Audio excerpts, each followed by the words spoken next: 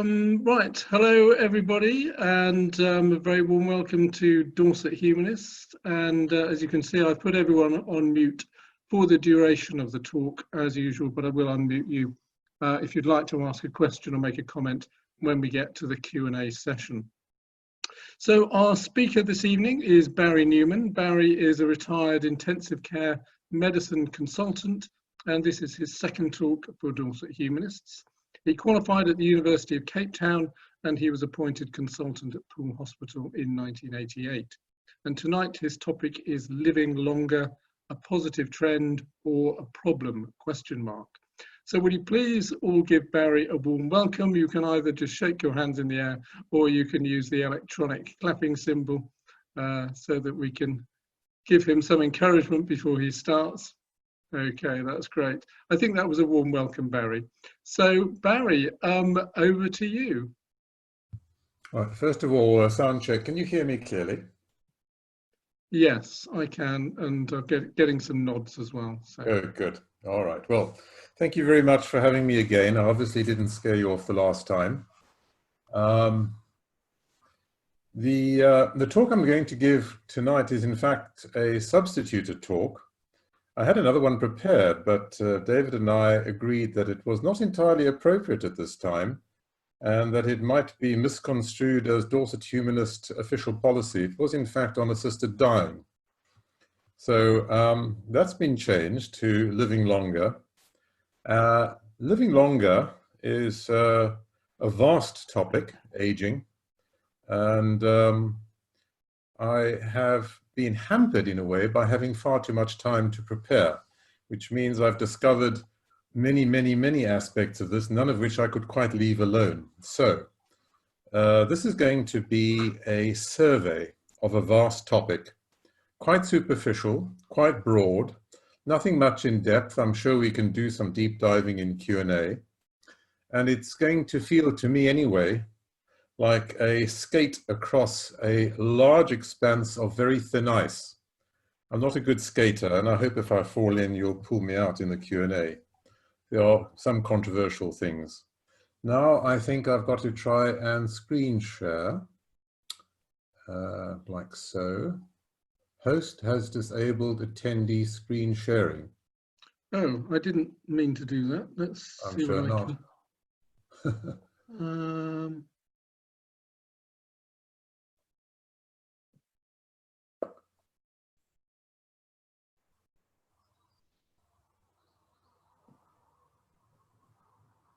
Do you want to have another go, Barry, at sharing your screen? I'm getting the same message. I will need to screen share because I've got quite a lot of slides and the talk won't really go without. Do you want to just try once more? Sure. Perhaps there's somebody else who's a Zoom aficionado who can help.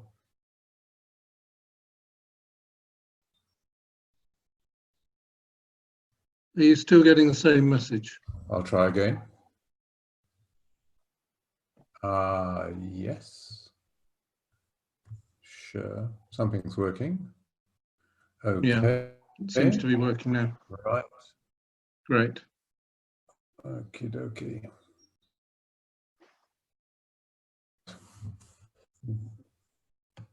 Everybody can see that, I hope. Yeah, so, that looks good. Age. Okay, good. All right. Well, this is a good place to start. Things don't change.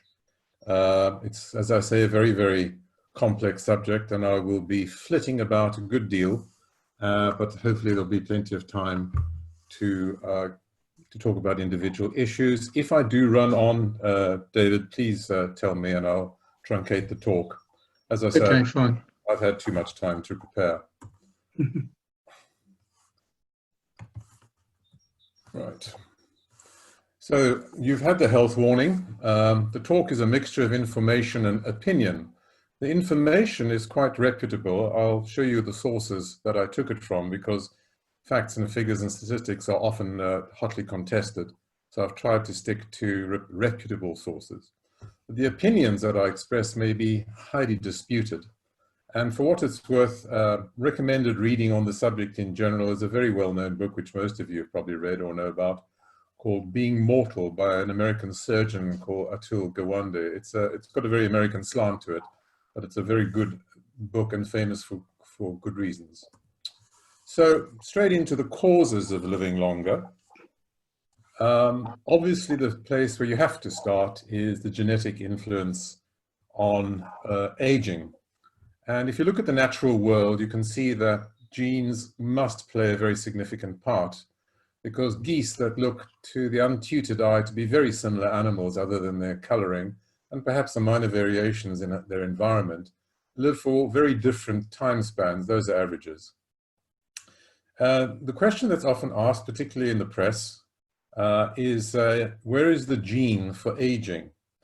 And the research on genetics of aging focus on two very quaintly named little beasties. One is a microscopic worm called Cynohabidus elegans, which it is actually quite elegant.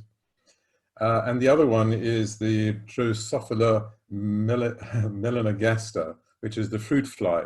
Now, the point about these two beasts is that they have very, very simple genomes. In other words, their genetic structure, the data string that makes them up is quite simple and therefore quite easy to manipulate.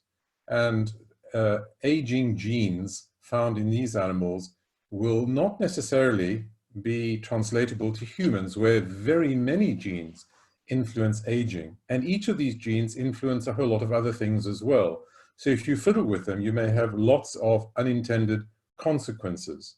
This is rather in contradistinction to a talk that we heard a little while ago on Dorset Humanists, which suggested that endless life through genetic manipulation was round the corner. I fear that is very much in the realm of science fiction. But you may ask the question, is there currently a natural human limit to longevity? We seem to be getting older and older on average. Where's it going to stop?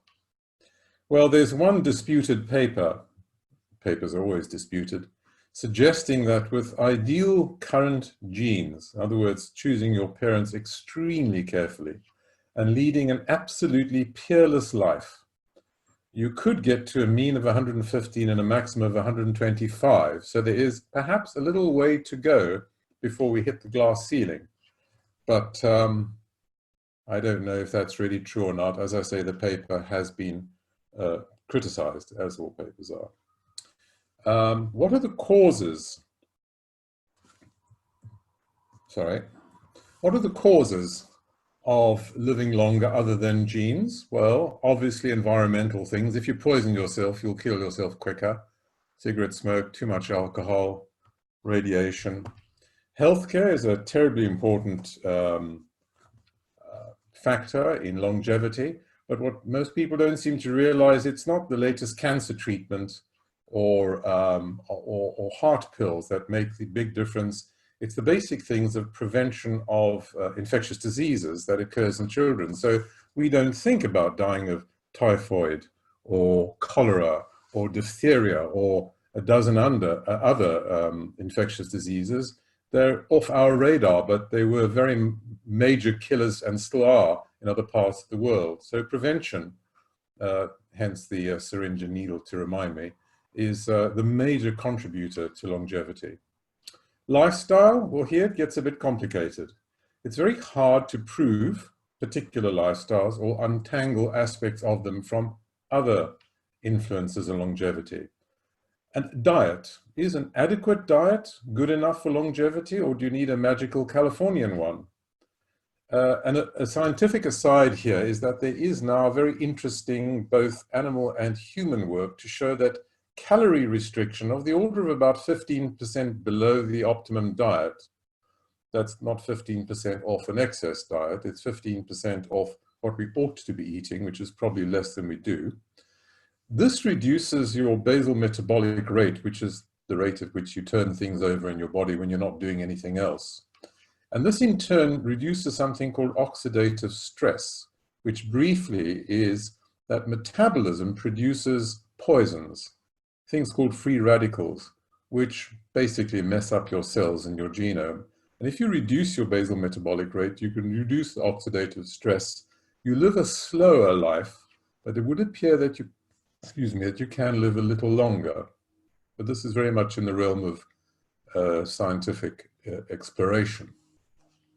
Regular exercise, of course, maintaining cardiovascular fitness can't be a bad thing, but something that never appears on the various lists, which I think is relevant, is getting the right job. Clearly, all the statistics, all the data says that wealthier people live longer than poorer people. So you really ought to go out and make a lot of money. It'll make you live longer.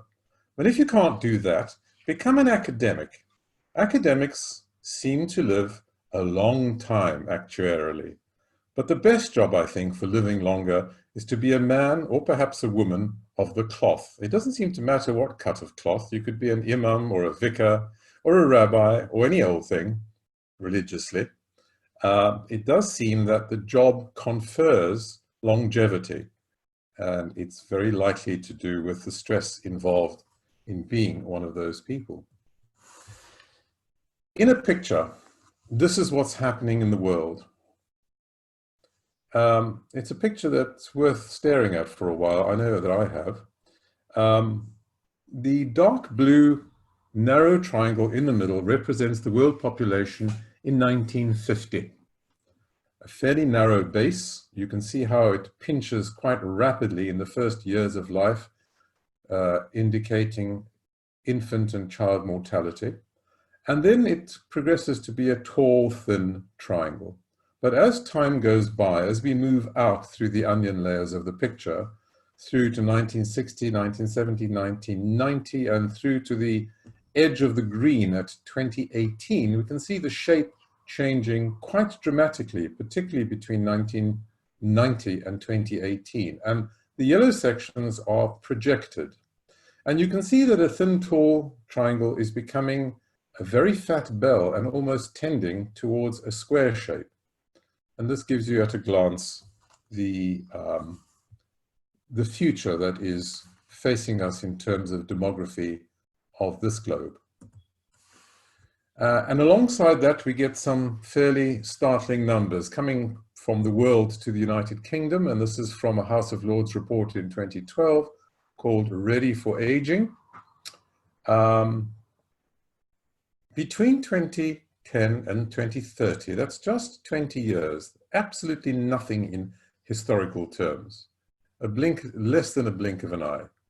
We will have 51% more people over the age of 65. We will have 100% more people over the age of 85. And 80% more people aged 65 and over will have moderate or severe dementia. That's a very unpleasant prospect. Likewise, in the 10 years between 2008 and 2018, over 50% more people will exist in the UK with 3 or more long-term health conditions. However, at this late stage, one has to put in a slight caveat, and I think demography may be changed by the unpredictability of the world we live in and infectious agents. So some adjustment of numbers might be required in the years to come. The realities of aging, the physical effects could have filled half an hour alone and would have been very dismal listening. Everything wears down and slows down and wears out. That's the reality of it. That's the sum total of many pages of Atul Gawande's book, slowing down and wearing out. Additionally, and more importantly, there are functional consequences. Reduced mobility, motor, sensory, and cognitive are the 3 categories.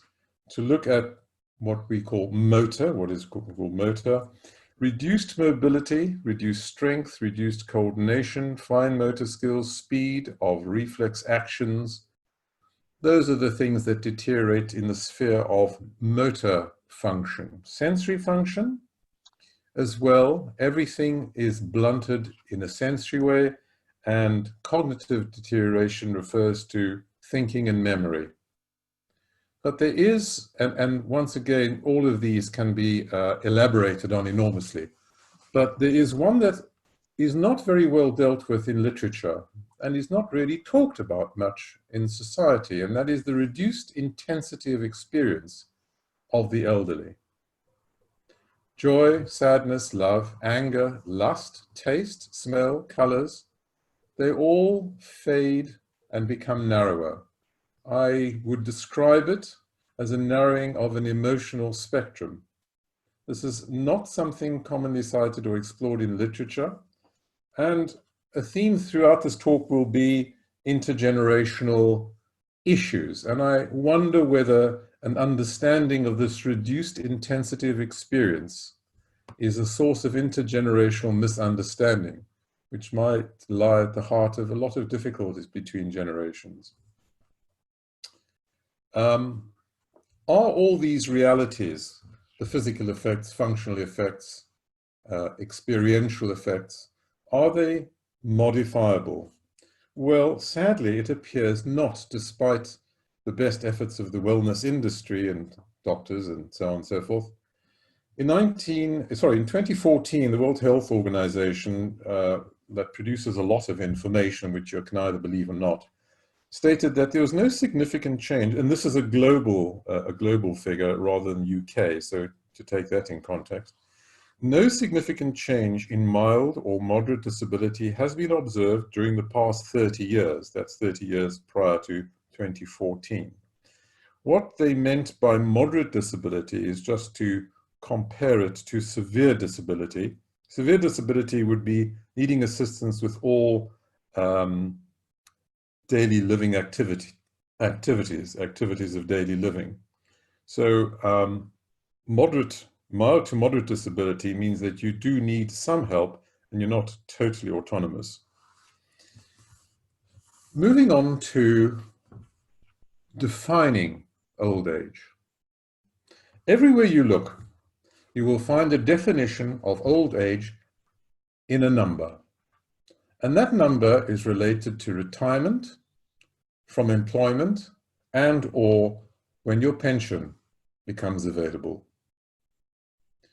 I looked quite hard and couldn't find, let me rephrase that. I looked quite hard and could find only one definition of old age by functional status, and that came also from a WHO document dealing with issues related to third world development. And the statement is, in the developing world, old age is often defined not by years, but by loss of previous roles, by new roles, or inability to make active contributions to society.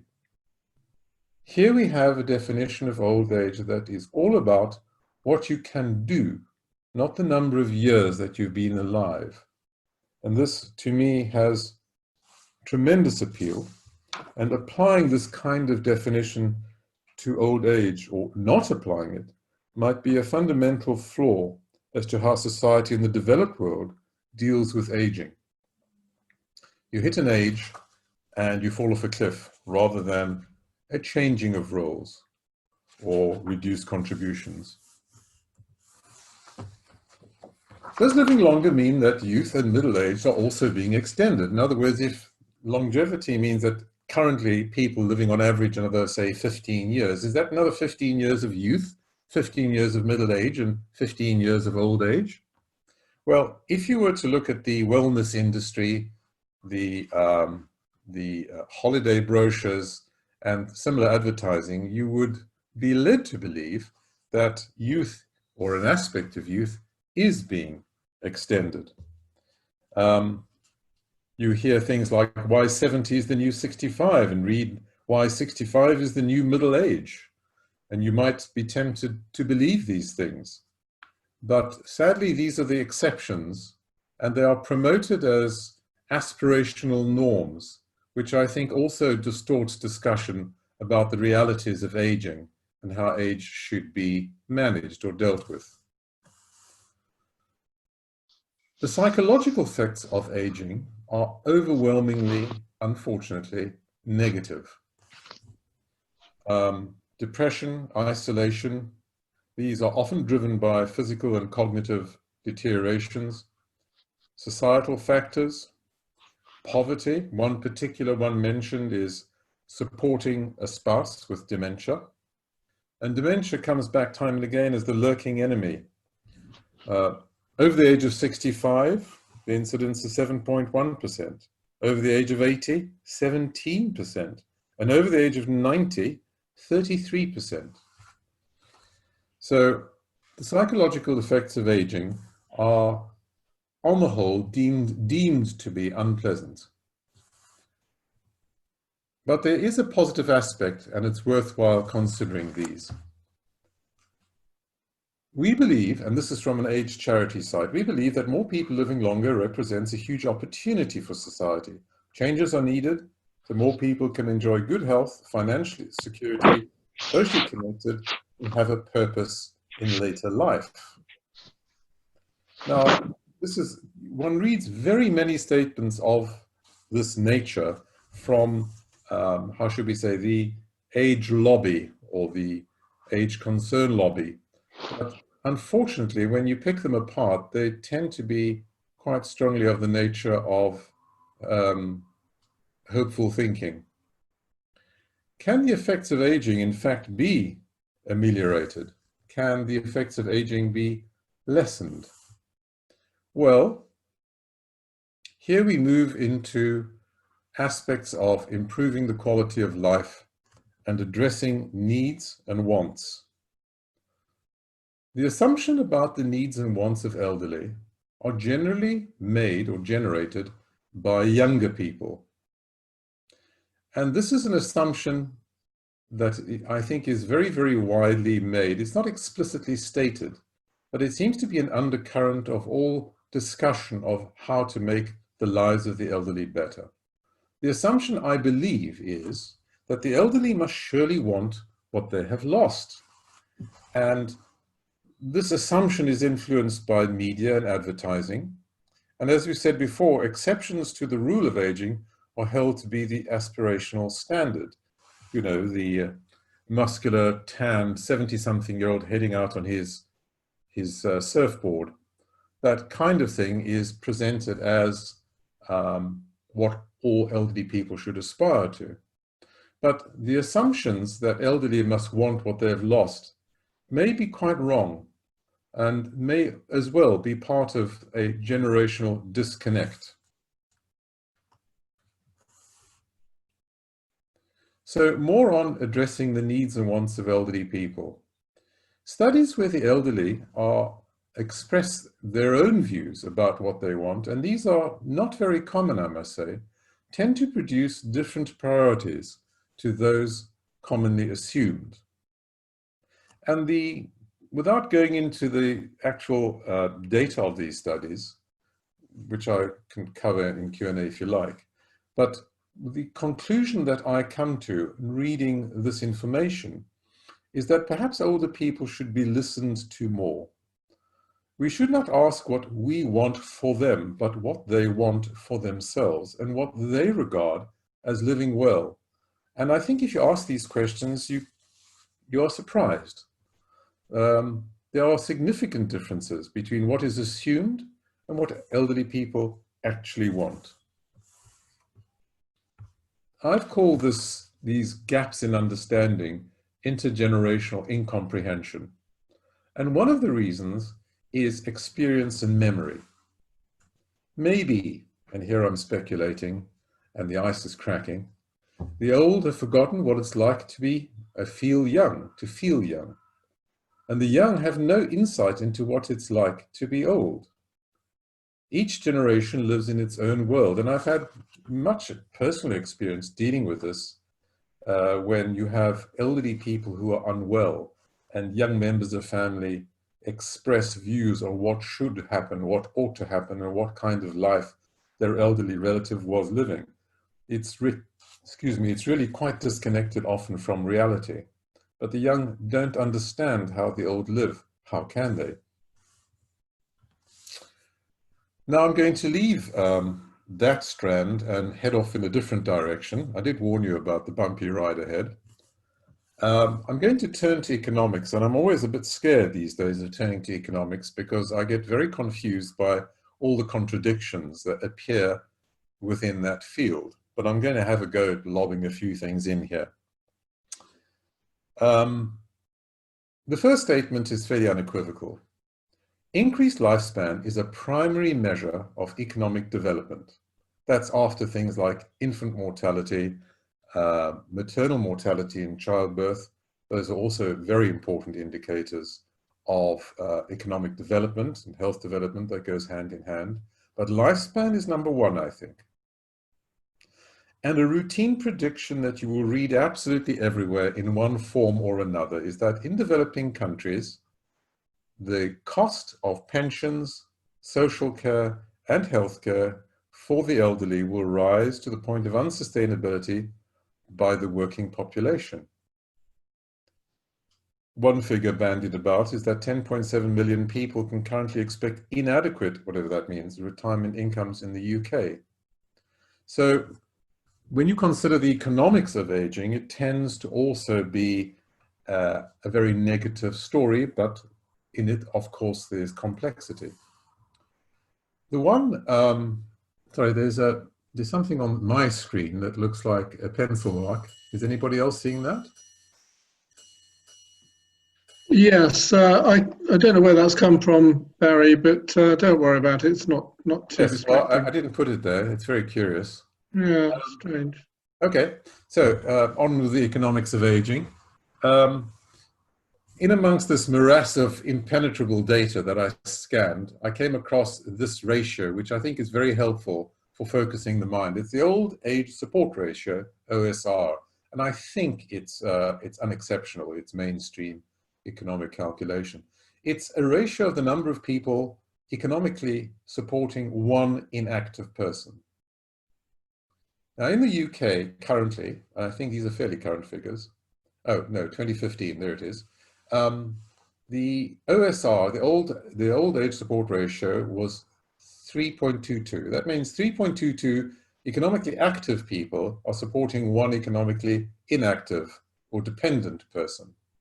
The projection from 2035 is that this will drop to 2.87, which doesn't look dramatic, but in economic terms is.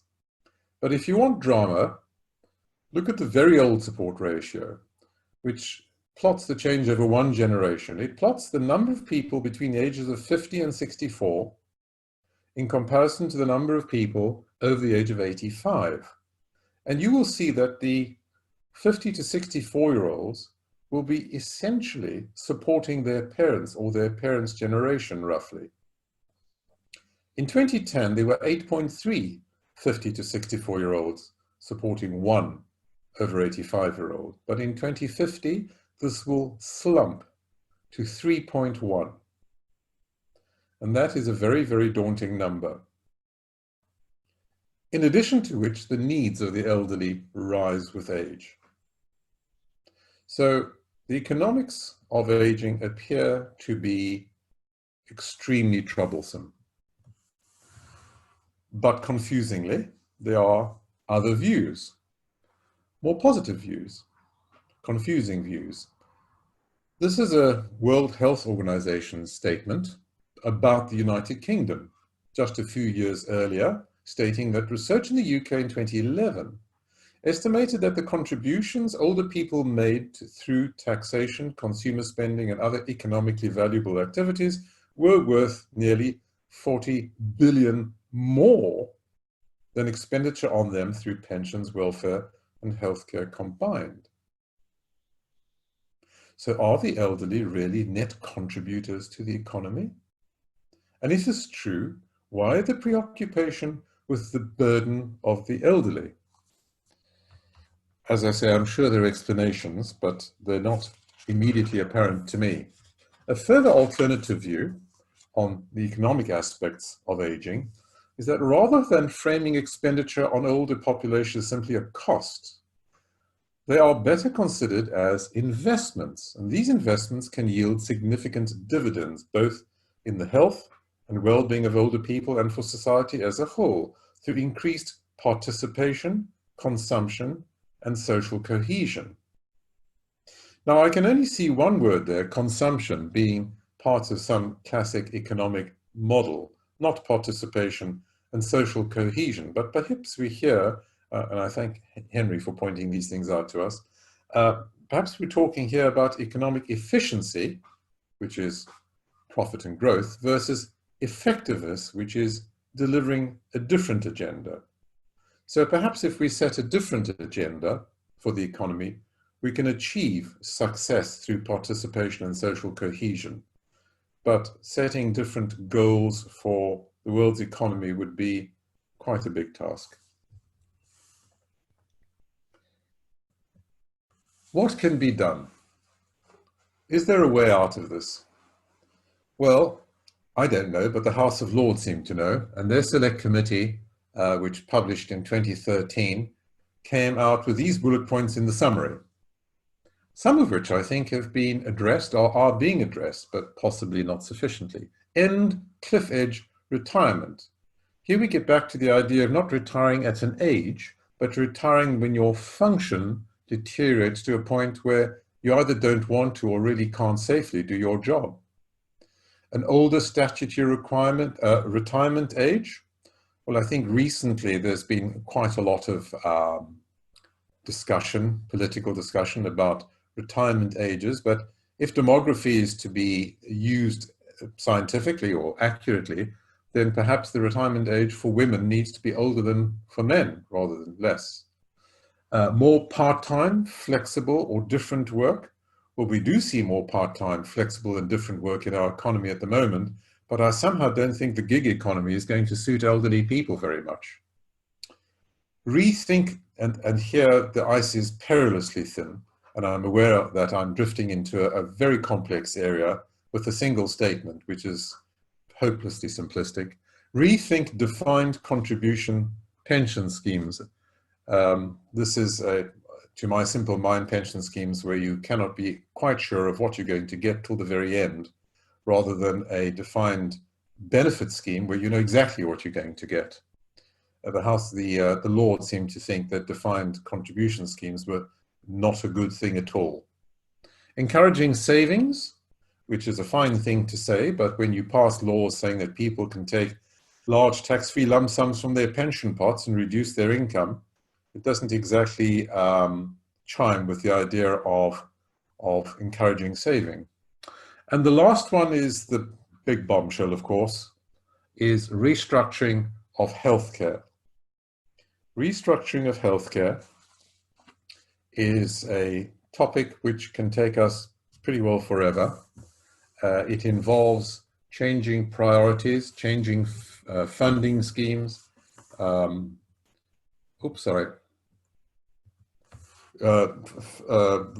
Funding schemes, integrating social care with medical care, prioritizing, a vast change in how we approach state or tax-funded healthcare, which I'm not going to touch on now, but it appeared there as one of the Lords' fix-it points. And once again, swerving into a different area of aging, leaving many unresolved issues in the economic side, we can talk about the ethics of aging. The ethics of aging are based on discussions on this issue of autonomy, which is variously described, but I think the basis of dignity is a very good description of autonomy. And issues around autonomy are very acute in dealing with the aged. Just to remind you what I mean by autonomy, autonomy means making your own decisions about everything in your life, and full autonomy is really a legal entity and requires you to pass a test. And the test is that of full mental capacity. Briefly, full mental capacity means you must be able to understand, remember, weigh in the balance, think about it, calculate, and then be able to express your wish. Those are the 4 tests. And it will be clear that many elderly people will have autonomy for some issues, but may not be judged to be fully autonomous for the major decisions in life. And for people such as these, decisions for the elderly without capacity, there is guidance in law. There are two important acts, the Mental Capacity Act and the Health and Social Care Act of 2008, which define quite carefully how people should make decisions for those without capacity. And the phrase that is used, which you will know well, is best interests. Best interests defines the way that others who have the right and duty to make decisions for the elderly person go about it. So like a lot of these memes or ideas or phrases or things that we just bat about without thinking about too deeply, best interests is a deep, dark place to go if you think about it very carefully. Who really knows? Who really knows what is in the best interests of an elderly person? I would suggest that we can only know what's best for an older person if we ask. Ask before it's too late. That is, before that person has reached a point of not being fully autonomous. And here I'm talking also, not exclusively, but also about things like advanced directives, expression of wishes, and so on. And even more important than that is to respect the decision made, which is not as easy as it sounds when you are a younger person and you feel passionately that the older person is not making the right decision for themselves because of their age. It's a common flaw, that it is a flaw. So who is best to speak for the best interests of the elderly? Families? Well, sometimes, perhaps usually, but not always. Families can be quite dysfunctional. Families can keep their own interests at heart. Families are not always the most reliable people to speak on behalf of the elderly. Lawyers, carers, social workers, very, very difficult. None of these people have the experience of actually being elderly. And I think that they are likely to apply values that seem appropriate to them at their stage in life, or perhaps to us at our stage in life. It's just very, very difficult to engage fully and empathize entirely with an elderly person if you've just never had the experience. So, up to now, it's been pretty gloomy, but I do want to lift the mood with a personal reflection on the miracle of life as a humanist. To me, life, and a long life, is definitely worth having because it really is a biological miracle of improbability. And I have a little story to tell here. And that is, the story was lifted, or the illustration was lifted from one of Dawkins's books, and many of you will probably recognize it. To me, the preciousness of life can be summarized as follows. Imagine that you are in the middle of a very large grassy field, a playing field. But this playing field goes from horizon to horizon, and it's very dark, and you have a flashlight in your hand, and you're walking across this field, pointing the flashlight down at the grass, illuminating a little circle of leaves of grass, and as your torch moves along, so leaves leave the circle of light and others enter it.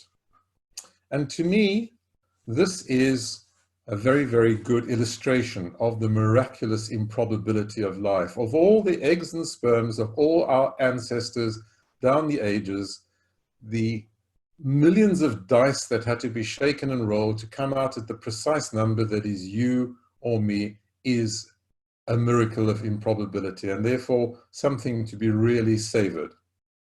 But in savoring life, I think we have to also focus on its quality, and particularly if people are becoming older, on the quality of old age. Now, where am I going next? Well, I'm going to leave talking about the elderly directly and talk about the consequences of living longer on the young.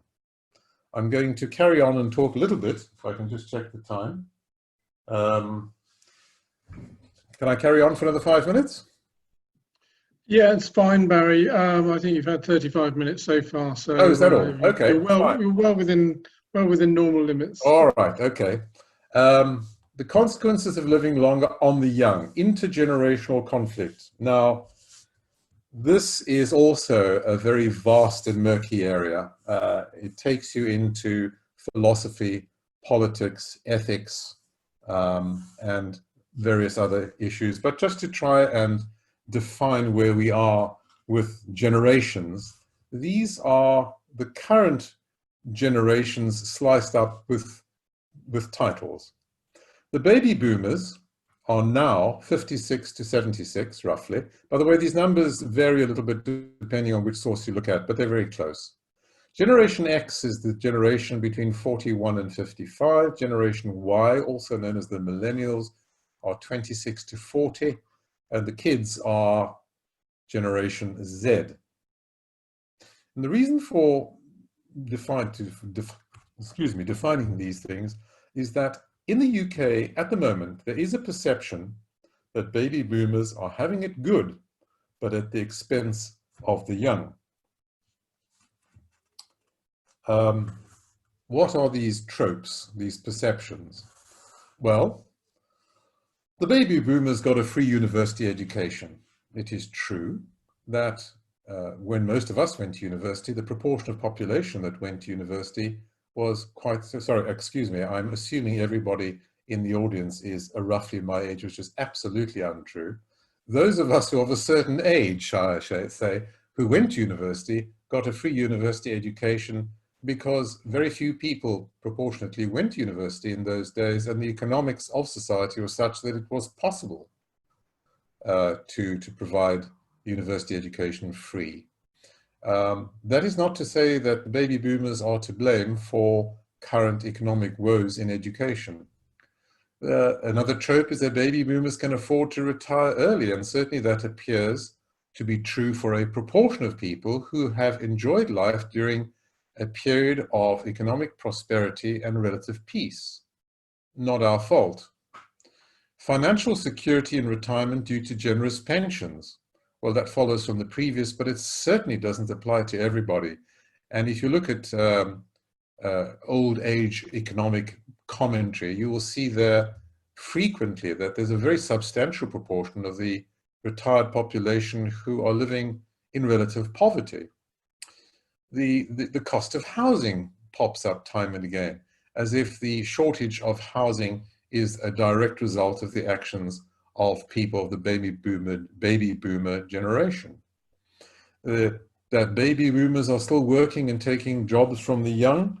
I think this refers to the lump of labor fallacy, which I understand was laid to rest somewhere in 1890, that there's a fixed amount of labor, and if one person does it, another person can't. It's simply wrong. Damage to the environment is an altogether more difficult subject, where a certain amount of accusation can be laid. But, excuse me, but here we need to look at the issues of blame, culpability, issues of unintended consequences of economic growth, which was intended to bring better living conditions to everybody. So slightly more difficult there, but still not a reason to criticize an entire generation. But Generation X, Y, and Z woes have some truth in them. And it is true that 20-somethings living standards have dropped dramatically over the last 35 years versus pensioners' living standards, which have risen substantially, that from the Financial Times. A figure that I can't quite unravel, because I'm not sure whether it's absolute or index linked, but pensioners' average disposable income has apparently risen 250% between 1977 and 2012. And the triple pension lock, which means that pensioners get the greatest of either 2.5% per year, or the rate of inflation, or the earnings index, is quite difficult to defend. And in contradistinction to that, there's a very simple diagram which shows you the scale and severity of student debt. So Generation X, Y, and Z do have woes, and it's not surprising that they look backwards for the causes of these, even though it's not direct. So, how do we tackle the thorny issue of resource allocation in society? Do we look at the old versus the young? But if we do that, where do we draw the line between the older and the less old? Do we entertain the good innings argument where people have lived well for a long time and somehow don't deserve to live well any longer? How much should a society spend on people in their last years in healthcare and social services? Does the younger generation have a right to this? Does the older generation have a right to this expenditure, and do the young have a right to vote it away? Perhaps the young have a duty to provide it, or perhaps the old have a duty not to claim it. And among all these complexities, finding out what is just is very difficult and possibly impossible. The intergenerational justice debate is based on assumptions. And the assumptions are flawed, I think you will agree. The assumptions are that each generation should be better off, or at least as well off, than the last in things like education, income, and housing. The assumption is that older generation is responsible for ensuring the above, and that the older generation must be held accountable for failure of the above and are expected to put things right. Now, you might think that these are pretty fanciful assumptions, that no one really holds these truly, but I think you'd be wrong. Here is a quote from a House of Lords Select Committee report which was published just last year. It's called Intergenerational Fairness and Provision. And I have highlighted various words which jumped out to me in red. I'll just read that through for you. To sustain a positive relationship between generations without animosity, there should be a broad equivalence and a sense of equivalence about what is contributed over a lifetime and what is received. This sense of fairness must also extend to generations just born or about to be born, who have no voice to advocate for them. Policy based on expectation that future generations will disproportionately pay for present or past consumption cannot be considered just or sustainable. Now, this is not somebody standing on a soapbox at Hyde Park Corner. This is the House of Lords Select Committee, who bring in the word animosity, who talk about a sense of equivalence, which is an entirely subjective evaluation of a situation, and talk about disproportionately without defining what proportionate could be. I have to say that burrowing into the many, many pages of this report doesn't make things much clearer, but you can see here how well established the tropes of blame have been absorbed and have been almost sanctified in our society, if the House of Lords can publish something like that. So the questions to be asked, really, if one is not simply swallowing assumptions, the issues need to be worked through in the realm of moral and legal philosophy, which I cannot address, not with any reliability, but they are to do with rights and duties. Does one generation have the right to require another generation to accept duties? For instance, the right to expect decent pensions regardless of contribution or circumstances? Does the younger generation have a duty to pay the pension? Or does the younger generation in fact have the right to vote them away? And this next one is really related to environmental issues largely. Does the responsibility for unintended consequences of actions by one generation imply that some form of compensation is owed? In other words, can we blame the people of the past for current woes? Well, intergenerational injustice has always been an issue. But I think these issues are being brought into very sharp focus right now by these three unique stresses. The generational imbalance, which we talked about at the beginning, the numbers game, the environmental damage, which we cannot avoid recognizing, and overpopulation, which also we cannot avoid confronting. And these three things have converged to make intergenerational injustice issues or allegations very acute. Unfortunately, I think this incredibly important and difficult debate has been hijacked by two very unpleasant factors, two blinders. Presentism, and this is the first time I came across that word, but I'll tell you what I mean in a moment. Presentism and the blame game. The rise and rise of presentism. Presentism, what is it?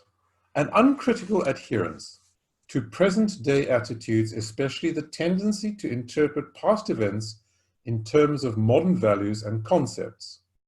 Well, I think most of us will recognize the social moves within universities to knock down statues of people who might have done things deemed to be bad by current standards, by trying to rewrite the past. Interpreting past events in terms of modern values is very, very difficult and brings into question whether these values were correct at the time and ignored, or whether there were simply not values then. Presentism can also be defined as an ahistorical, awkward word that, narrative in which the past is always bad and repressive, current feelings and lived experiences prevail over facts, and group identity dictates ideology. Or to put it into a nutshell, if the past is all wrong, and the people who lived in it and even prospered during it surely are not to be admired or cared for. Now, I think presentism and the blame game are getting in the way of a real debate about intergenerational issues which should be tackled and should be tackled sensibly. But unfortunately, there's a chorus of presentism and blame going on, which is obscuring any progress at all. And that brings me to the end. Apologies for the length. I hope some of you are still awake. And as I said, it was a very, very fast motor across a vast terrain. I chose the topics which simply appealed to me for comment. I'm sure there are many others, but I'm sure that many of them will come out in Q&A. Thank you very much. Well, thank you very much, Barry. And there's no need to apologise for the length. I've got you as just coming up to 48 minutes. I may have given you a couple of minutes leeway before actually starting my time clock. So no, you've done very well on timing, and so much to think about as well. So thank you very much for that. Yeah, so we'll go to Q&A now. So what I'm going to ask people to do then is raise hand. If you know how to do, let me just explain how to do that in case you don't know. You do this, you can either do it in the old-fashioned way by raising your hand, but I might not be able to see everyone as there are lots of participants. It would be much better if you could go to participants at the bottom of the screen and click the button which is raise hand. And then I get a nice little blue hand coming up, and I will get to you as soon as possible. So with a large number of participants, we may not have time to get to everyone. David, can you, David? In turn. Yes, Barry. Yes, someone is screen sharing. It's a very pretty picture. Right, yes. Now, Ruth, can you stop sharing your screen? You've actually started sharing your screen, Ruth. Let's go to Ruth and unmute her.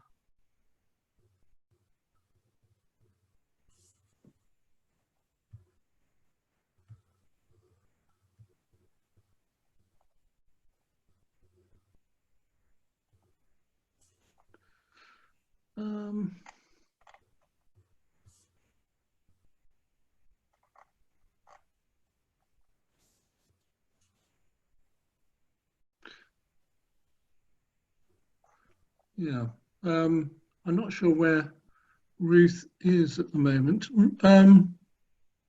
Yes, Ruth, if you can hear me, can you go to view options at the top of your screen and click stop sharing screen? That's better. Thank you very much. Right, okay.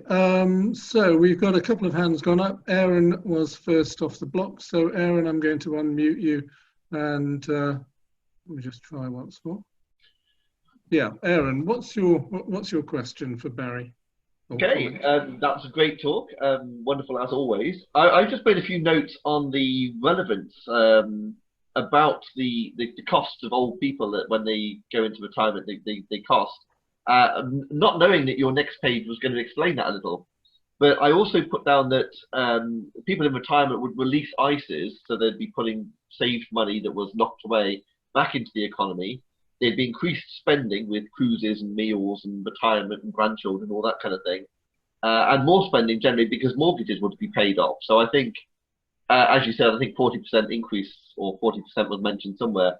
But I think it's relevant that that people in retirement do spend and contribute as well as taking up money in care and stuff. Yes, as I said before, I find economics enormously confusing because for every story there's an alternative view.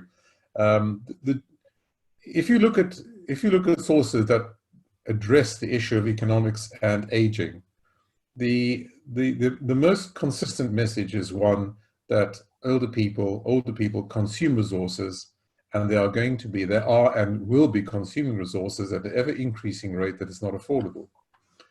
On the other hand, you come across statements that the grey pound, as I think it's called, is a very powerful entity in the economy. Beyond that, I can't really comment because I'm not an economist, but I expect there are a number of contradictory but equally correct views around. I stand to be educated on this. Yeah, okay. I wonder if it's worth bringing Henry in at this point. Henry, do you want to wave to me if you want to comment at this point? Okay, I'm just going to unmute you, Henry. And I just wondered if you had any comments to make about this apparent contradiction between the fact that fewer and fewer people of working age are needed to support, allegedly support the older population or the people taking pensions, but at the same time those people are releasing money like the grey pound into the economy, which is in a sense contributing. Thanks. Can you all hear me? Yes, yeah, we can. Thanks. Just a couple of comments there, apart from I feared that I might be asked this question as Barry was going through the economics, but that's another matter altogether. And the couple of points I wanted to make was that, and by the way, pensions and that whole intergenerational aspect of economic flows, I make no claim to have any special insights, but the two comments I would make is that the way I see it, there's a distinction to be drawn between so-called funded and unfunded pensions. Bit of jargon there, but what I mean is that generally speaking, private, if you like, company pensions are funded. That's to say, they've got a pool of money, it's invested in various shares, gilts, all sorts of things, and the proceeds of that investment are then paid off in pension.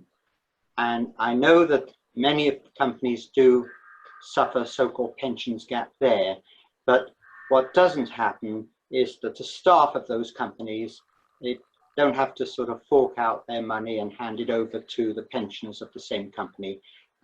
What it's reliant on is funding, that's to say investment in the national economy, in an international economy, and so on and so forth.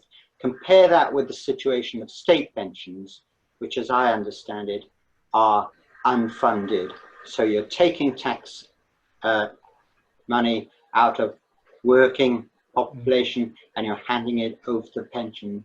And that, on that basis, you can meaningfully have these ratios of the number of people who are supporting the number of retired folk. But if you move to a funded scheme, that becomes far less meaningful. The only other observation I'd make or comment is that Barry's obviously on the right track in getting conflicting signals in the economic sphere. That's the very essence of economics. Thank you very much, Henry. I don't know, Barry, did you want to add anything, or should we go to the next question? Well, just to say that I appreciate the difference between funded and unfunded, and I simply assumed that the House of Lords comments and so on were mainly directed at unfunded pensions, where those people without funded pensions would in fact be dependent on taxpayers, and the ratios therefore, I believe, refer to unfunded pensions. In other words, people living primarily off state pension, people without savings, people without private pensions. Yeah, that makes sense. That's great. Okay, let's go to Greg Atkins next. Greg, I'm just going to unmute you. What's your question, Greg? Okay, Barry, that was very good.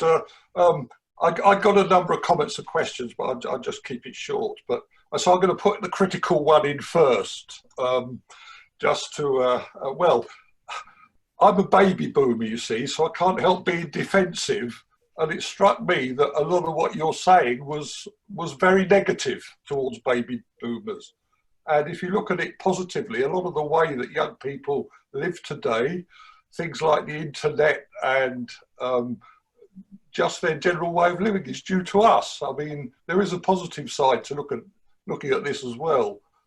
The other thing I wanted to say was that in terms of the science, which is well, I'll be stronger on this, but when I listened to that talk, I think it was a couple of weeks ago on transhumanism, it struck me that they got something wrong. That what they're saying is that there'll be a cure for old age eventually. But there are two aspects to the problem. There's the problem that you illustrated, which is that we're getting better and better at curing what used to kill us. And that process is kind of part way through at the moment. But there'll be more and more things that we'll be able to cure, like cancer and heart disease. We've more or less cured infectious disease in spite of what's happening at the moment. But there is a much bigger fundamental problem, which is what you referred to, the genetics of aging, in that you hit a block. And when I was working, and I'm not sure what the situation with this is, but there was a lot of discussion about these areas at the ends of chromosomes called telomeres. I don't know whether you've heard about this, that they really were supposed to control aging, and the debate was really whether that was a cause or a result of aging, the shortening of telomeres. So I've given you a lot there to get on with, but I just wonder what you thought about all that. Okay, well, the first point you make is obviously a very good one. Thanks, Greg. Yes, the current generation has a lot to be thankful for, but it is not the way of life that people are thankful necessarily for the good things that they simply take for granted. You and I will have lived through the advent of the internet, but young people today have no perception. They have no paradigm of life without the internet. Just as young people have no paradigm of life in old age, not hearing so well, not seeing so well, not being able to move very fast, not being very motivated. These are not necessarily bad things, they are just things as they are. So yes, I agree with you. The baby boomer generation developmentally has given the younger generation wonderful things, which they take for granted, which is only natural. And I don't hold it against them, because we all take the things we grew up with, like inside loos, for granted. The second point was about aging and disease and telomeres and apoptosis and natural aging. For those who are not aware of it, natural aging involves a controlled cell death, to put it at its simplest. Cells pack in, and they pack in a highly organized way so as not to damage the organism. They deconstruct themselves, and they do this by being genetically programmed to do so, very simplistically. And if you prevent people getting diseases, be they from within, like cancer, or from without, like infectious diseases, then you are left facing the genetic certainty of this, this programmed running down. And this is what I meant by the optimal age of 115, peaking at 125. The thought is in the paper that if you can eliminate all the intercurrent, the avoidable causes for death, you are left with the genetic glass ceiling that you cannot break through, because your cells will genetically be programmed to pack in progressively with time. And these are the genetic controls that are being played with in little C. elegans and the fruit flies, as to whether these pre-programmed end-of-the-line activities can be deferred. And this is where the speech, the talk that we heard a couple of weeks ago is predicated on.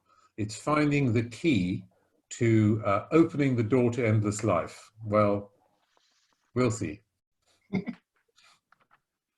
Thank you. Thank you, Greg, and thank you, Barry. Barry, I'm just going to pick up on something that Paul Smale has put in the chat, because it's something that came into my mind as well. I've done a number of happiness talks, and I always quote in the happiness talk that happiness peaks at around the age of 65, apparently. And the last time I said this, actually to a group in Brighton, somebody said, oh, well, that's because you're all baby boomers and it's the cohort effect. You're all so well off. That's why your happiness is peaking at 65. I don't know whether that's true, but there does seem to be some, leaving that aside, there does seem to be some evidence that happiness kind of dips in middle age, maybe because of all of the childcare and elderly care responsibilities plus work and all the rest of it.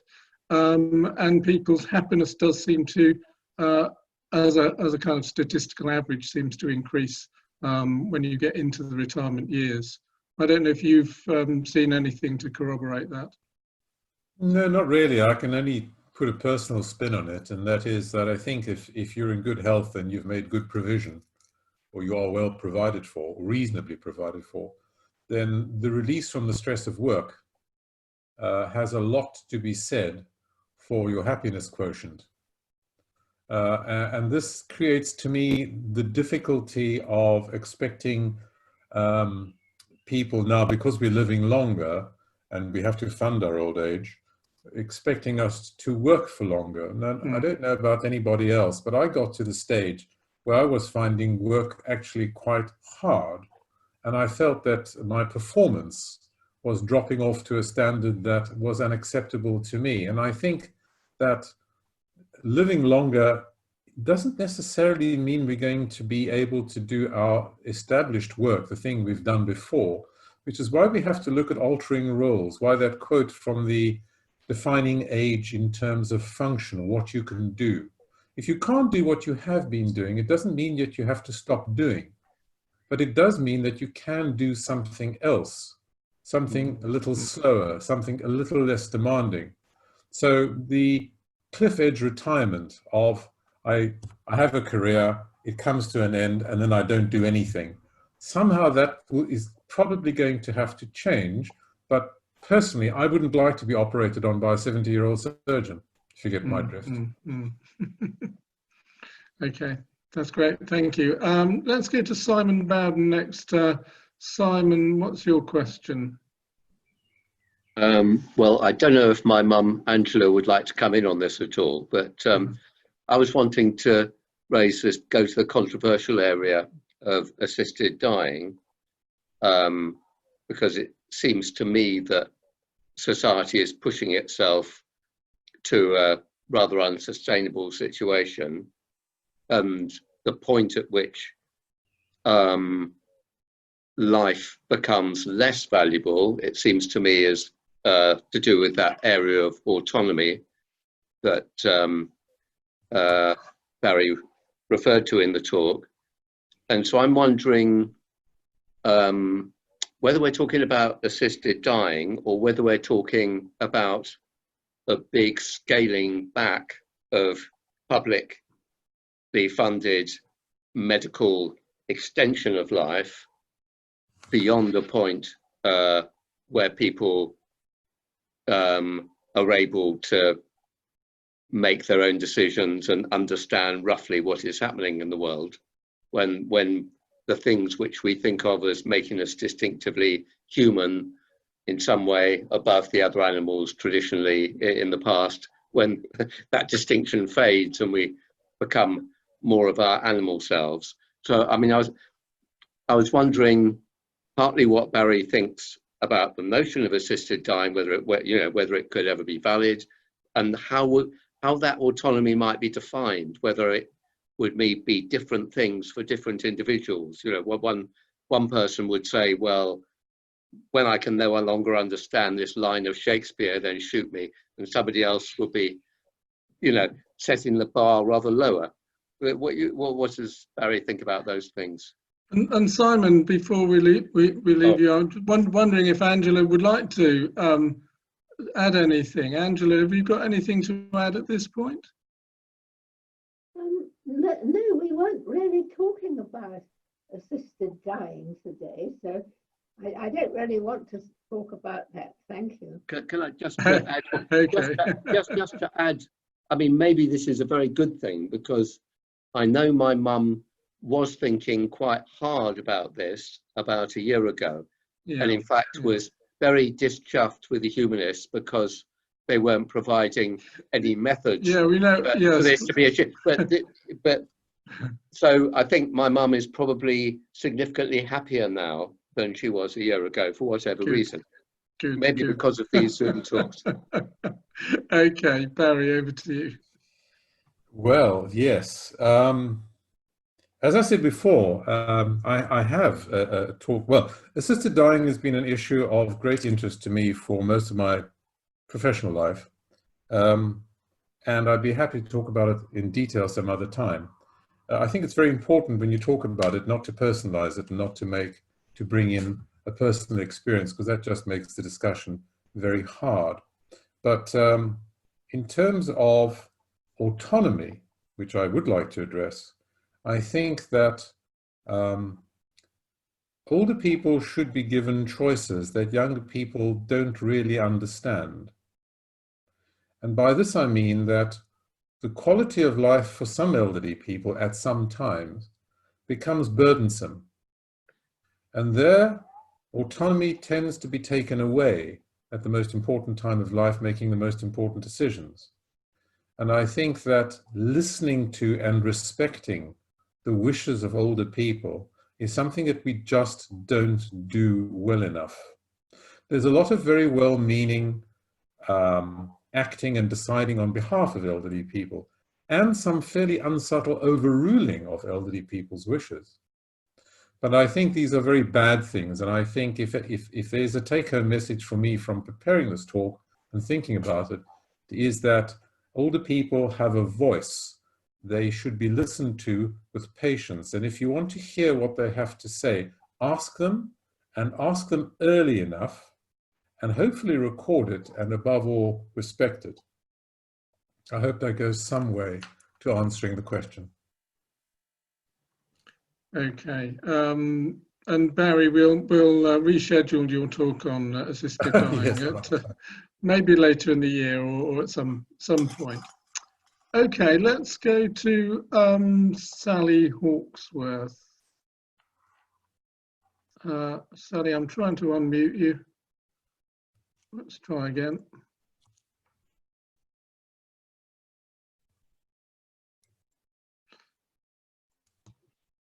David, people can unmute themselves if they want. Yeah, it might be possible. Yeah, Sally, can you unmute yourself?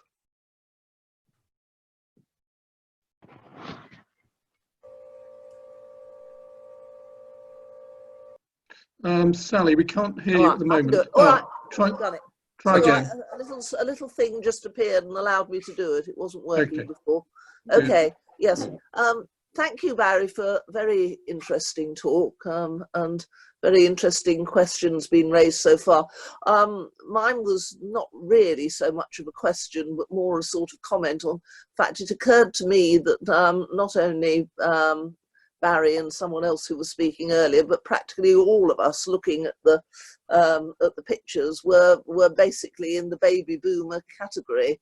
And I was wondering if that very much influenced our attitudes that we were. It might be interesting actually to speak to the one or two people who are of a much younger generation and find out if they what they think of the issue to compare, because I would agree we've had it pretty good, or in my experience we have. I think we missed the war years and or to a large extent, basically, we were born after that, and we've been living in a fortunate time in many ways compared with the younger generation.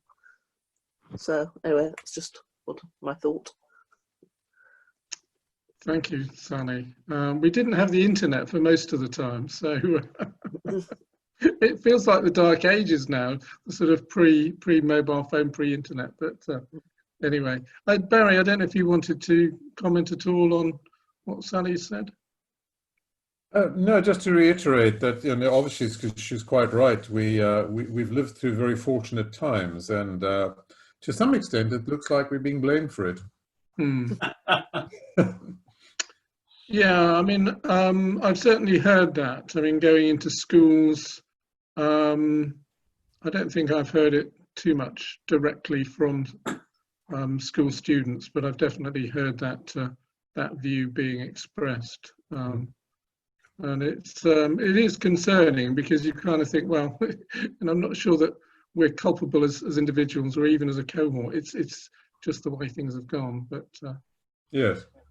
Okay. If I could just say that the question arises whether we should ignore the issue or whether we should engage in it. The fact that you shouldn't automatically take responsibility or accept blame for something doesn't necessarily mean that you can disengage from it. And as I said before, I feel that this presentism and blame game issue is a barrier towards discourse, conversation, at least, between the generations as a way of finding a way forward. We're kind of stuck in a blame game, and it's very unhelpful. Now, pollution's not going to probably kill me, but it's going to discomfort my children and their children. And I'm very happy to talk about it. I'm even perfectly happy to try and do something about it. But we can't discuss it if there is an undercurrent of blame and a whole lot of assumptions which are false. And I have to say that the quote from the House of Lords Select Committee on generational issues was a real shocker to me. Okay, thank you. Let's go to Barry King. Barry, you're already unmuted. So Barry, what's your question? A couple of things, if I may. Firstly, something on baby boomers. I think it's possibly an unbalanced debate due to some extent through the presentism you described, Barry, but 3 quick points. First of all, although some of us have got it good now, we didn't necessarily have it good when we were young. We had houses without running water, I did at least, no central heating, horribly cold winters, 6 years of rationing, no foreign holidays, hardly any holidays. And so we had a period of our lives that actually wasn't very good, and we ought not to forget that. Secondly, I went to university in the mid-60s, and I think about 7% of people went to university then. And there's a strong correlation between higher education and high incomes. I suspect many of the baby boomers are not faring very well at all, but we don't tend to hear about them. And I think we shouldn't thirdly forget about the many unpaid, uncosted contributions that old people make for child keeping and all sorts of voluntary work. They still make a contribution even though they're not in the paid economy. So let's get a bit more balance, I would say, in that debate. But may I just go on to one other thing? It's about, I think it's important as you get older to have a sort of way of life. And I've been puzzled by a conundrum. I picked up about 15 years ago. I'd just like to read something, if I may. It comes from Zorba the Greek. Zorba's a man in his 60s, and he's employed by a young intellectual guy. And he's talking to this young man, and he says, "I had gone to a little village. An old grandfather of 90 was planting an almond tree." "What, Grandad?" I explained. "Planting an almond tree." And he, bent as he was, turned round and said, "My son, I carry on as if I should never die." I replied, "And I carry on as if I was going to die any minute. Which of us was right, boss?" Now, I think that is a profound question. I've not really got the answer to it, but I think what you've got are two ways of living your life. One is kind of being, and taking one day as it comes. And the other is a kind of carpe diem thing where you try to do. And, you know, I have an old college friend who I think he's trying to see every scrap of earth on the planet before he dies, for example.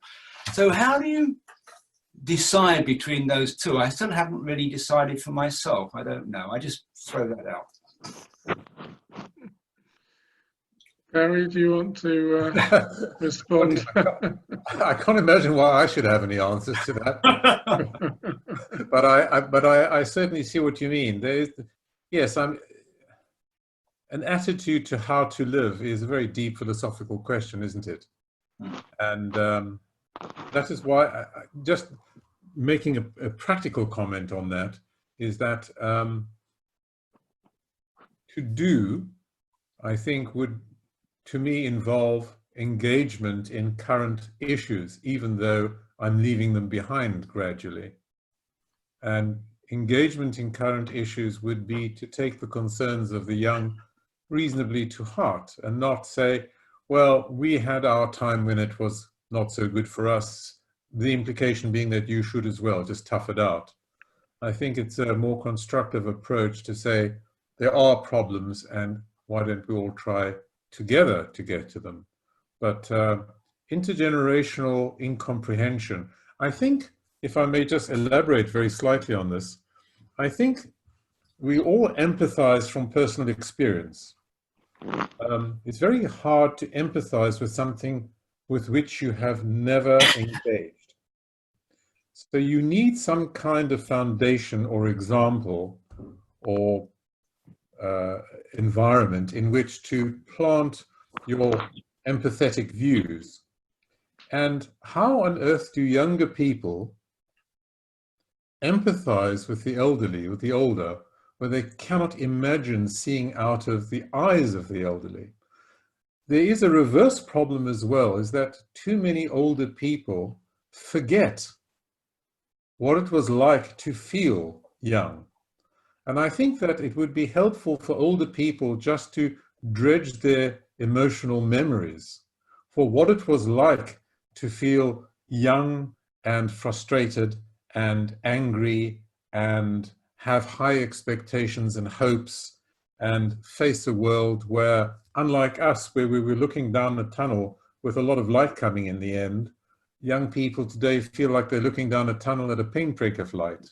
And we should try and empathize with that, because it is a different world they're living in. They're living in a world that's overcrowded and dangerous and polluted. We didn't.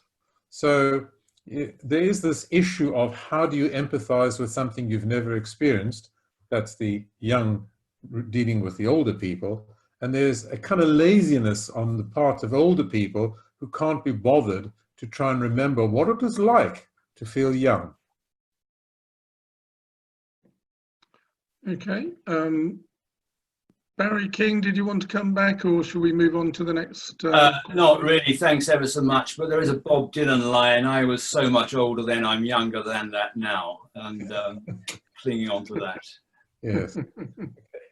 Okay, thank you very much. Let's go to Aaron. Aaron, what's your, do you want to try and unmute yourself? Oh, you have done, yeah, great. I have indeed. Yeah, I just remember reading somewhere that people doing Sudoku puzzles and crosswords kept their minds healthy and active and all that kind of thing. And I was just wondering if attending things like Dorset Humanists and U3A and being active, involved and keeping your mind going does anything to keep dementia at bay? Because we don't seem to have much dementia in Dorset Humanists. I was just wondering if there's any connection there. Well, there's a first of all, I cannot even remotely comment on whether mental gymnastics keeps dementia at bay. I really have no idea. There's a large industry out there selling puzzles and games which will lead you to believe that if you buy their products and assiduously do their puzzles, that you will remain sharp forever. But I really couldn't possibly comment on that. What was your second point I wanted to respond to? The Dorset Humanists. The Dorset Humanists seem to be generally in good action, and if anybody departs at the other end, they depart in a healthy mind state, it seems, at least in my experience. Yes. Well, undoubtedly, Dorset Humanists is a cure for almost everything. But I would say that the reason why you're not finding many people with Alzheimer's in Dorset Humanists is that they just wouldn't join because they wouldn't know about it. So it's a self-selecting group of cognitively reasonably functioning people we have on the screen. But I would imagine that people would be fit in their mind to a certain age, and then that would deteriorate. I don't know if you've been around longer than I have in Dorset. Well, yes, I'm just thinking, I know that 2 of our members have died with dementia, but that's over the last 20 years. I know another member is currently living with dementia, but that's a very small proportion. I think our oldest member is 104.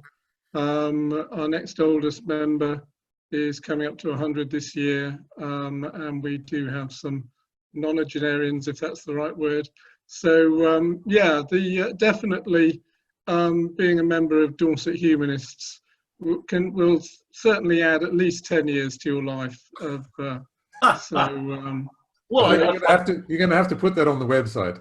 Yeah. I don't pick that out in the air. It's obviously on our happiness course we had that you can retrain your mind to go down happiness channels. Yeah, you not only will you live 10 years longer, you will eventually reach absolute bliss as well. So wonderful, thank you.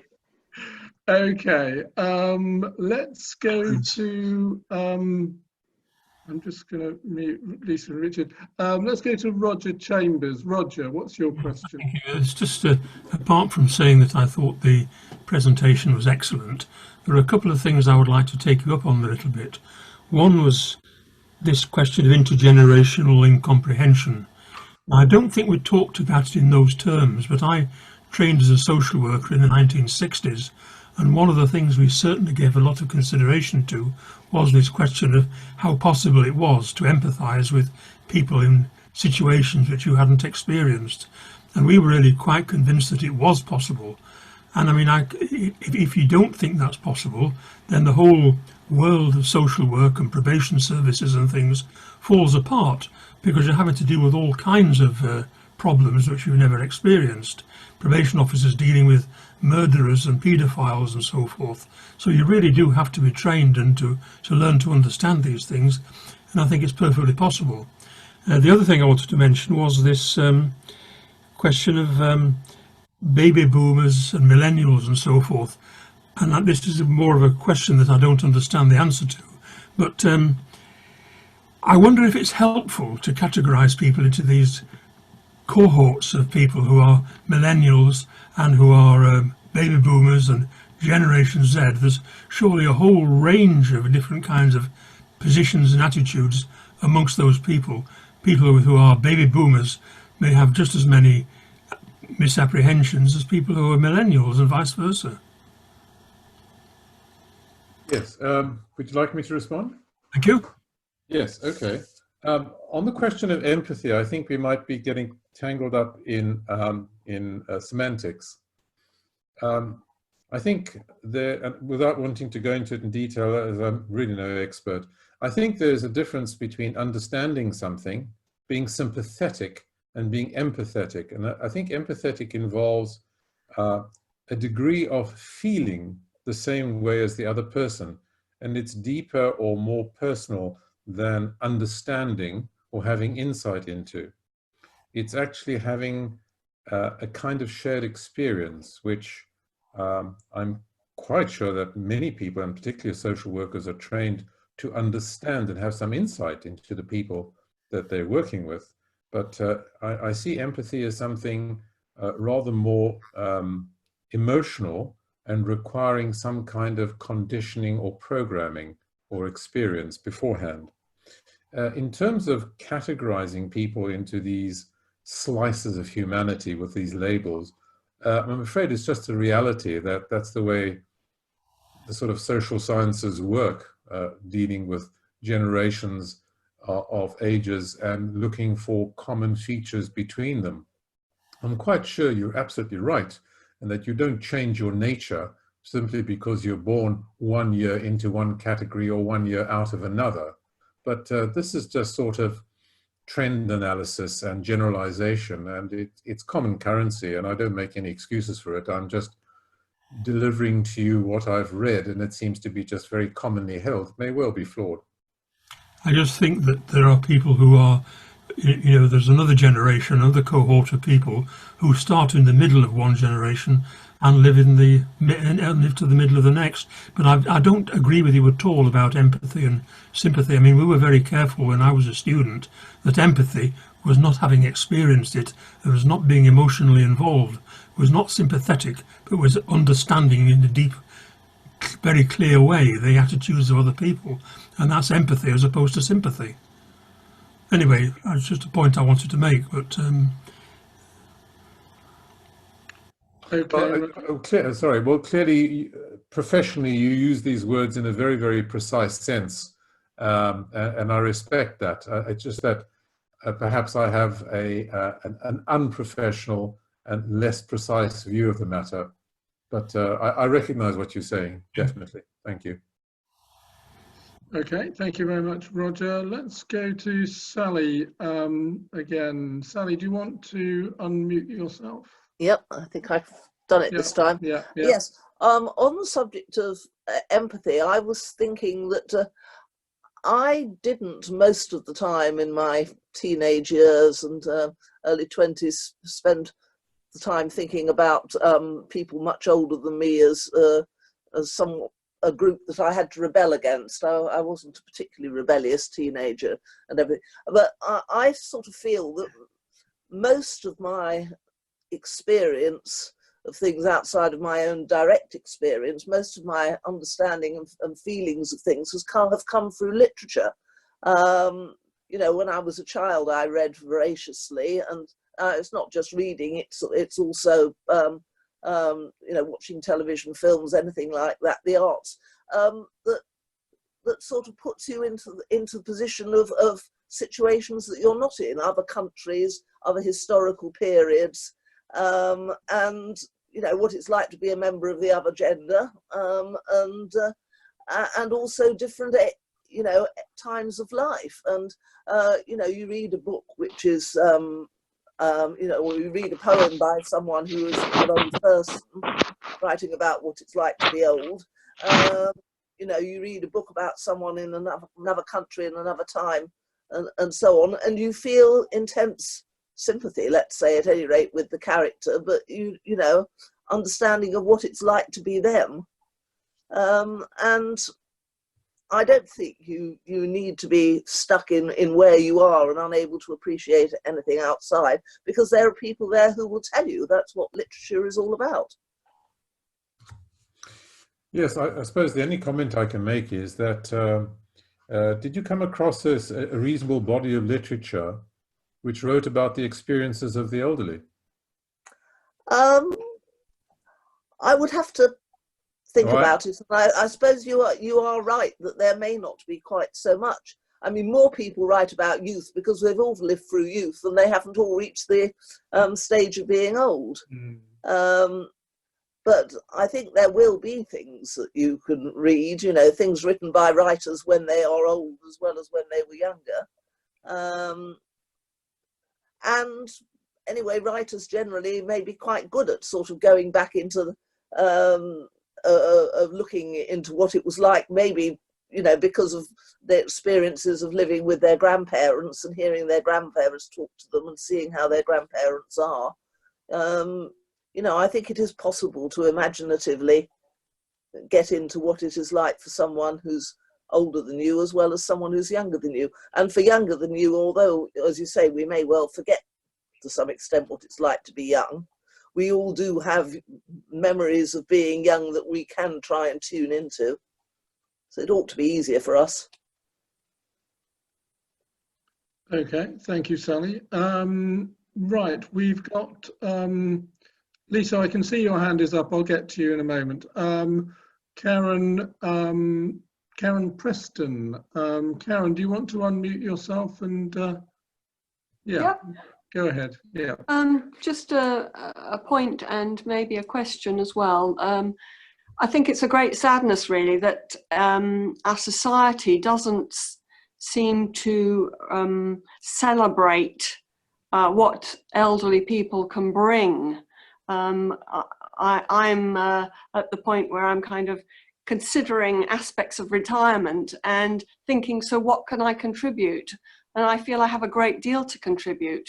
And as a society, I don't think we're set up to tap into the kind of the wealth of experience that older people can bring into the society, really.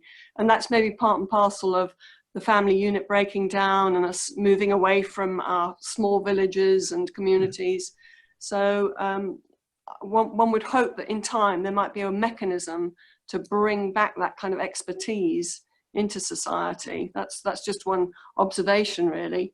But I wondered, Barry, in your exploration of all of this, whether you'd picked up on any kind of alternative care models, provision of care, because I have elderly parents, and it seems to me that we're very limited in the way we offer care to older people. It's either that families have to provide care, which can be incredibly stressful, or you're kind of committed to a very expensive kind of care home, or people are isolated and live in poverty, making the best of it themselves. So there must be other ways. I'm kind of real marigold hoteling in the back of my mind here, of a kind of a cool kibbutz for the aged.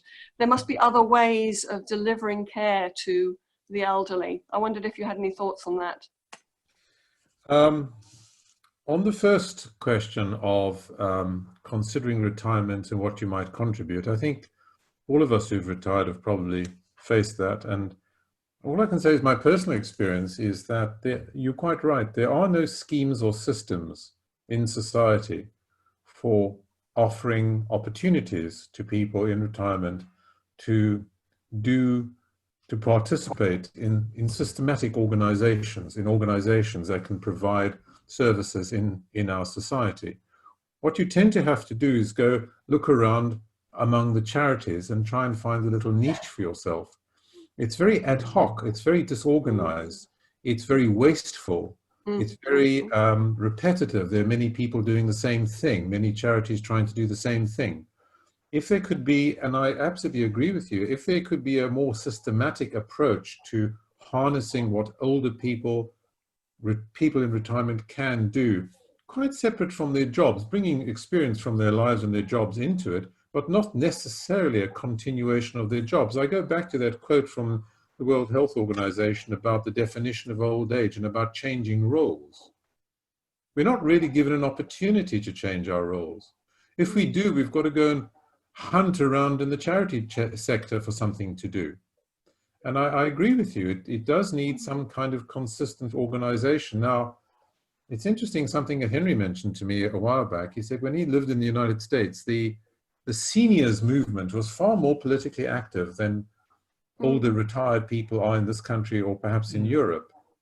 And perhaps the answer is for older people to get political, to actually get together, have an old person's party, and look out for, you know, not there to bump our pensions up, but there to give us a structure to live in constructively and be able to contribute. I think that's what you're getting at, and I entirely agree. Is that roughly what you meant? Yes, and it would certainly give people a voice, which is what you've been saying, that we need to listen to the voice of the older people. Well, I suppose if you want to be heard, you better start shouting. Yeah. we'd better start shouting. The other point you made was models for delivering care, and that's a far harder question. All I can say is that get a copy of Being Mortal by Atul Gawande. I do have to warn you that his solutions are very American. Thank you. They tend to be predicated on fairly generous funding, but they are living environments where assistance is graded according to need, where it's reassessed from time to time, where you move between different parts of the community depending on your needs. There is, to me, in this structure that he talks about and writes about so eloquently, an element of telling old people what's good for them, which bothers me. So I read in his book well-meaning lack of consultation. But that's for you to make up your mind. That's just the message I get. We don't ask, we don't listen, and when we hear, we tend to discount. Thank you. Okay, thank you very much, Karen. We're running out of time. I'm going to try and wrap up fairly shortly, but we've still got a couple of people waiting, so I will allow those two. So let's go to Lisa. If I just unmute. Yeah, Lisa, what's your question? I'm unmuted, thank you. Yeah. Thanks for that, Barry. I just really wanted to ask you, when you're talking about intergenerational disconnect, were there particular themes that came up for you that were constantly sort of missed out by younger people making decisions for older people? That's the first thing. And secondly, on the question of sympathy and empathy, I have the experience of having done nurse training very many years ago and passed all my exams perfectly well. But when I consider my life experience then compared to now, I don't think some of the ability that I had in counselling or just talking to people on a level with them was anything like then what it would have been if I was doing it now. Yes, well, I think on the second point, you're saying that no amount of study can replace personal experience, and therefore the quality of empathy really relies to a large extent on having a personal handle on what the other person is going through. It doesn't preclude people being extremely helpful in a professional and a non-professional way without having to go through it. But I think having personal experience of something puts a different dimension on your insight. Your first, sorry, could you repeat your first comment? I was just talking about the intergenerational disconnect. Oh, that. You know, whether you found that there were things repeatedly that young people, assumptions that young people made about older people's wishes, and things that persisted that older people actually wanted that weren't being given to them by younger people. That disconnect, were there sort of things repeating? Yeah. Well, here I can only speak from personal experience, and that is a lifetime career in critical care. Talking to a family, so this is quite a personal experience, but I'm happy to share it. Talking to families about the survival prospects of an elderly person in intensive care, and that elderly person is almost by definition unconscious or semi-conscious, but certainly not competent. Speaking to a family, one becomes acutely aware of different attitudes of different generations in the family. Younger people have, in my experience, in general, and this is not everybody, had wholly unrealistic expectations of quality of life and survival. Intermediate generation, that is the children of the patient, would have an intermediate position in terms of expectation, quality of life, reasonable treatment, that balancing burdens and benefits. And then it became, after a long period of personal education, if you like, a habit of mine to physically turn to the spouse when there was one, and to ask them their opinion on what their partner would have wanted, could they speak for themselves. And the difference in these three generations sitting in a room was startling and very consistent. Young people don't know what it's like to be middle-aged and old, and are full of vim and vigor, and cannot understand why every scrap of life should not be fought for. People of a middle generation had some insight into the fact that life is limited and that quality is sometimes unacceptable. And the older generation were remarkably sanguine and philosophical about the inevitability of the end when it approached, and very much more focused on degrees of suffering and particularly loss of dignity.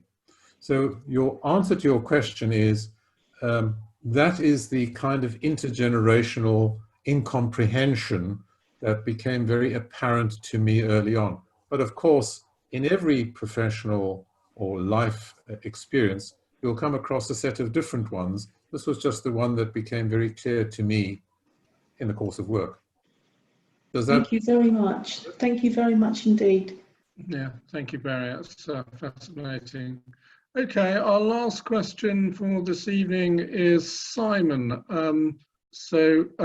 Simon, do you want to try and unmute yourself? Yeah, go ahead. Done. Okay, I've got just two little points I'd like to take you up on, Barry, from your talk. The first one, I think we can deal with quite quickly. You mentioned that profession could be important for longevity, and you said that ministers of religion of whatever cloth might have an enhanced lifestyle, life expectancy. Does that include humanist celebrants and people who run humanist groups? I hope so. Well, all I can say is I jolly well hope so, but this really dealt with deists. It was a biased study. Right. No, my more meaty question though is to challenge your prescription that we should ask people what they want when they are still capable of telling us, and then remember to abide by that. Now, that rules out the possibility that people might change their mind. And particularly, I could well believe that many people, as they get older, whatever their views, they might cling to life. Although maybe not, from what you've just told us, that may not be the case. Would you like to comment on that question? Whether actually we can assume that what people have said 10 or 20 years before their death is still going to be valid? Yes, yes, obviously. Hi, Simon. Thank you very much. That's obviously a very valid point. And as I said, I was skimming very fast and very superficially over a number of very deep issues, and the issue of the validity of advance directives, the ability to rescind it, the ability to ignore it if the conditions are not appropriate, so that an advance directive might be made under certain presumed conditions which don't apply at the time, and therefore you can say, well, we cannot obey this because the person made this decision under completely different circumstances. Given all those caveats, which you're quite correct to bring up, and advance directives or advance wishes should always be open to review, and that the last expressed opinion is the one that's binding, and so on and so forth, things that you know about very well, far better than I. But what I was trying to put across as a general statement is that in general, in our society, we tend not to ask older people for their views on their lives. And that is a societal practice which is unfortunate and becoming ever more unfortunate as there are many, many older people living long lives of diminishing quality. And I think in those situations, you need to almost regularly ask, up to the point where the person loses capacity, what is it that you want if? Yes. No, I'll go with that. I think the practical difficulty which I've experienced is trying to get my own children to face the unacceptable, or perhaps, well, I don't want to personalize this, but anyway, to try and get my own sons to talk about what if dad is incapable. They just won't engage, and I suspect that's a quite normal response, that you don't want to talk about your parents' death. But perhaps you should, is my point, which I expect you agree with. Yes, there's I didn't use the word taboo. Somewhere in a draft of a slide, there's the word taboo, but I had to trim an awful lot down. Otherwise, 48 minutes would have become 58 or 68 minutes of talk. Yeah. I couldn't have kept going that long. But yes, it is not easy to raise these subjects, and the atmosphere and the societal attitude towards aging needs to be altered to allow the freedom to start talking about these things.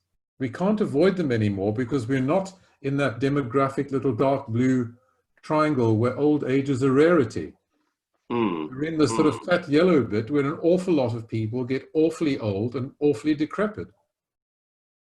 So that the conversation has to change, and the taboo boundaries have to be shifted or dissolved. I think they do. I think it's aggravated by the fact that old age tends to take place in specialist institutions. Yes, which is another disaster. Well, all I can say for myself is that my children cannot avoid knowing my wishes. I have rammed it down their throats. Okay, well, I think we need to wrap things up. I've just got a few notices to keep you for 1 or 2 minutes longer, but before I do that, will you all please give Barry a silent round of applause, or so by raising your hands or the electronic symbol. Yeah, I think if we had sound, Barry, that would be quite deafening. So thank you very much for an incredibly stimulating evening. Now,